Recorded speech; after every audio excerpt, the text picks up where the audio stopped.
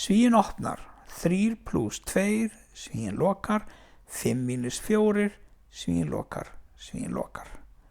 Útkoman úr þessu dæmi verður +5. Og hvernig gerist það? Jú, við skulum byrja á því að horfa á innsta svigaparið, 5 - 4. 5 - 4 er þessi guli +1. Allar aðrar tölur, þessi þristur og tvistur, kemur óbreytt niður. Við erum ekkert að vinna í þeim tölum akkurat núna. Þannig að dæmi lítur svona út, 3 + 2 sinnum útkoman úr innsta svigaparinu.